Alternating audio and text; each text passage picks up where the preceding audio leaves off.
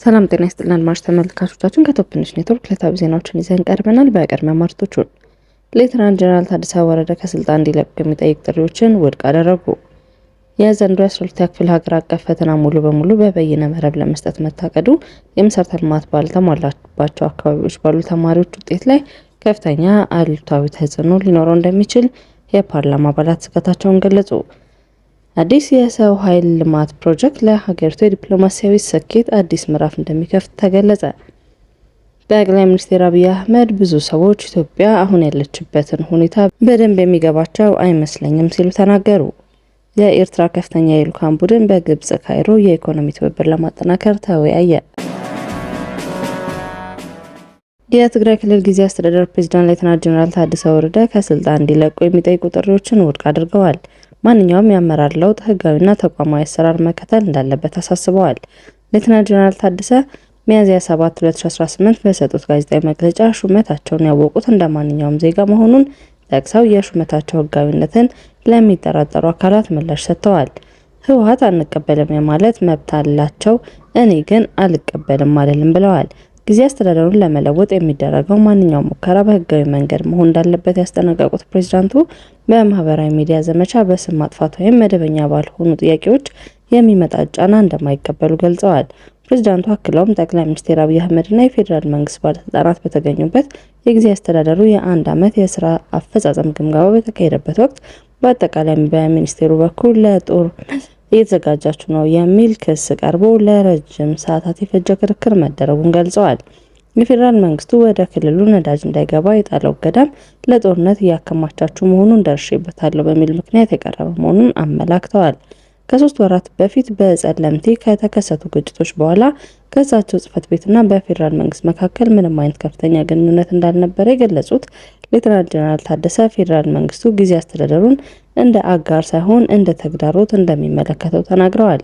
የትግራይ ግዛት አንድነትና የተፈናቃዮችን መመለስ ድርድር የማይደረግባቸው ጉዳዮች መሆናቸውን አጽንኦት የሰጡት ፕሬዝዳንቱ የግዛት ውዝግቦች በጦርነት ውጤት ላይ ተመስርቶ ለመፍታት የሚደረጉ ሙከራዎችን አስጠንቀዋል። ቀደም ሲል የህዝባዊ ወያኔ ሓርነት ትግራይ የጊዜያዊ አስተዳደሩ የስልጣን ዘመን በአንድ ዓመት መራዘሙን መቃወሙ መዘገቡ ይታወሳል። ፓርቲው እርምጃው ከፕሪቶሪያው ስምምነት መንፈስና ድንጋጌዎች ጋር የሚጋጭ መሆኑን ገልጾ ማንኛውም የስልጣን ዘመን ማራዘሚያ ውሳኔ በስምምነቱ ፈራሚዎች መካከል የሚደረግ የጋራ የፖለቲካ ተሳትፎ እንጂ በአንድ ወገን ውሳኔ ሊፈጸም አይገባውም ብሏል። በተቃራኒ ጠቅላይ ሚኒስትር አብይ አህመድ ጽህፈት ቤት ውሳኔው ህጋዊ መሆኑን ገልጿል። የዘንድሮ የ12ኛ ክፍል ሀገር አቀፍ ፈተና ሙሉ በሙሉ በበይነ መረብ ለመስጠት መታቀዱ የመሰረተ ልማት ባልተሟላባቸው አካባቢዎች ባሉ ተማሪዎች ውጤት ላይ ከፍተኛ አሉታዊ ተጽዕኖ ሊኖረው እንደሚችል የፓርላማ አባላት ስጋታቸውን ገለጹ። ትምህርት ሚኒስቴር በበኩሉ 122,000 የመፈተኛ ኮምፒውተሮች መዘጋጀታቸውና ጉዳዩን በቅርበት የሚከታተል የተለያዩ የመንግስት አካላትን የያዘ ግብረ ኃይል መቋቋሙን ገልጿል። ይህ የተገለጸው የትምህርት ሚኒስቴር የ9 ወራት የስራ አፈጻጸም ለህዝብ ተወካዮች ምክር ቤት የሰው ሀብት ስራ ስምሪትና ቴክኖሎጂ ጉዳዮች ቋሚ ኮሚቴ ረቡዕ ሚያዝያ 7 2018 ባቀረበበት ወቅት ነው። የተቋሙን የ9 ወር አፈጻጸም ሪፖርት ለቋሚ ኮሚቴው በንባብ ያቀረቡት በሚኒስቴሩ የስትራቴጂ ጉዳዮች ዋና ስራ አስፈጻሚ አቶ እሸቱ ገላይ ናቸው። አቶ እሸቱ በዚሁ ሪፖርታቸው በ2018 ዓ.ም የትምህርት ዘመን በመደበኛና በድጋሚ የ12ኛ ክፍል ሀገር አቀፍ ፈተና የተመዘገቡ ተማሪዎች ብዛት 554,965 መሆናቸውን ተናግረዋል። የዘንድሮ ሀገር አቀፍ ፈተና 100% በበይነ መረብ ለመስጠት ከክልል ፕሬዝዳንቶችና ከትምህርት ቢሮ ኃላፊዎች ጋር መግባባት ላይ ተደርሶ ስራ ሲያከናውኑ መቆየታቸውን ዋና ስራ አስፈጻሚ ገልጸዋል። ለሁለት ተከታታይ ዓመታት በወረቀትና በበይነ መረብ ሲሰጥ የቆየ 12ኛ ክፍል ፈተና ዘንድሮ 100% በኦንላይን እንዲካሄድ መታቀዱ በፓርላማ የቋሚ ኮሚቴ ስብሰባ ላይ ጥያቄዎችን አስነስቷል። በስብሰባው የቋሚ ኮሚቴው ጥያቄዎች በንባብ ያቀረቡት አቶ ታደሰ ጌጡ ፈተናውን በበይነ መረብ ለመስጠት መታቀዱ መልካም መሆኑን በመንደርደሪያነት ጠቅሰዋል። ሆኖም ፈተናው በዚህ መልክ መሰጠቱ የኮምፒውተር፣ የመብራት እና የኔትወርክ መሰረተ ልማቶች ባልተሟሉባቸው ትምህርት ቤቶች የሚፈተኑ ተማሪዎች ውጤት ላይ ከፍተኛ አሉታዊ ተጽዕኖ ሊኖረው እንደሚችል የፓርላማ አባሉ ስጋታቸውን ገልጸዋል። አቶ ታደሰ ይህንን በተመለከተ ትምህርት ሚኒስቴር ምን መፍትሄ እንዳለው ማብራሪያ እንዲሰጣቸው ጠይቀዋል። አዲስ የሰው ኃይል ልማት ፕሮጀክት ለሀገሪቱ የዲፕሎማሲ ስኬት አዲስ ምዕራፍ እንደሚከፍት ተገለጸ። የውጭ ጉዳይ ሚኒስቴር ተቋማዊ ለውጥን ለማፋጠን የዲፕሎማሲ አቅምን ለማሳደግ የሚያስችል አዲስ የሰው ኃይል ልማት ፕሮጀክት ይፋ አድርጓል። ፕሮግራሙ ዲፕሎማቶችን ወቅቱን የሚጠይቀውን እውቀትና ክህሎት ታጥቀው ሀገራዊ ጥቅምን በብቃት እንዲያስከብሩ ለማድረግ የታለመ መሆኑ ተገልጿል።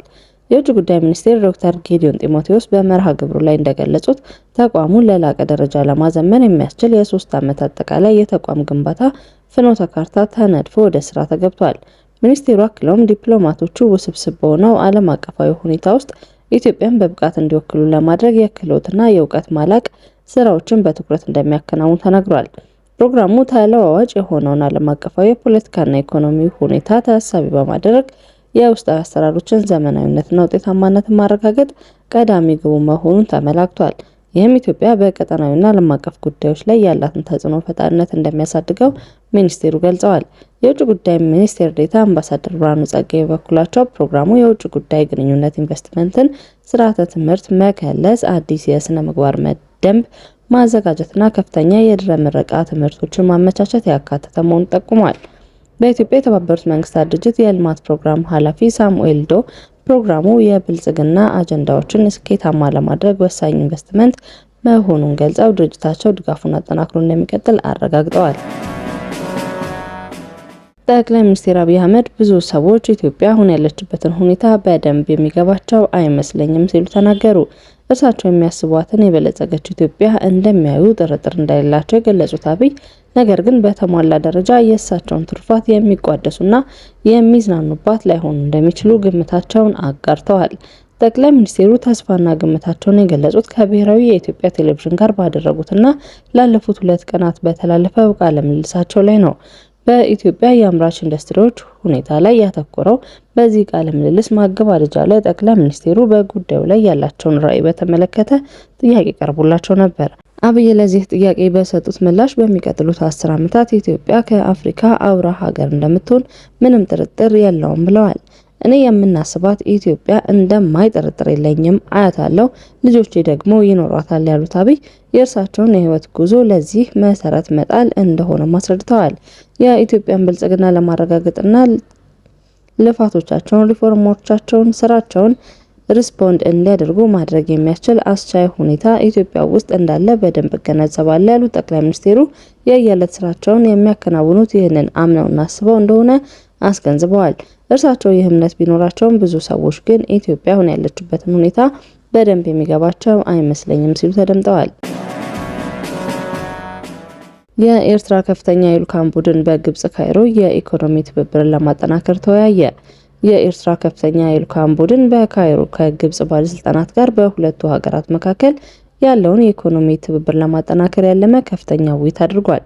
የኤርትራ ማህበራዊ መረጃ ሚኒስቴር የማነ ገብረ መስቀል በኤክስ ገጻቸው ባሰፈሩት መረጃ በኤርትራ ኢኮኖሚ ጉዳይ ኃላፊ ሀጎስ ገብረ ሕይወትና በንግድና ኢንዱስትሪ ሚኒስቴሩ ነስረዲን ሳሊህ የሚመራው የልዑካን ቡድን ከግብጽ ባለስልጣናት ባድር አብደላንቲና መሐመድ ፋሪድ ሳሊህ ጋር የኢኮኖሚ ግንኙነታቸውን ለማሳደግ በሚቻልባቸው ሁኔታዎች ላይ ሰፊ ውይይት አድርገዋል።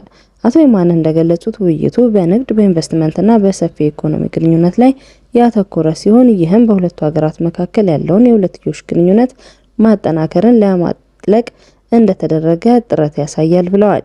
የኤርትራ የልዑካን ቡድን ለ3 ቀናት በሚቆየው ይፋዊ የስራ ጉብኝት ከተጨማሪ የግብጽ ሚኒስቴሮችና የንግድና ዘርፍ ሚኒስቴር መሪዎች ጋር በመገናኘት በሌሎች የትብብር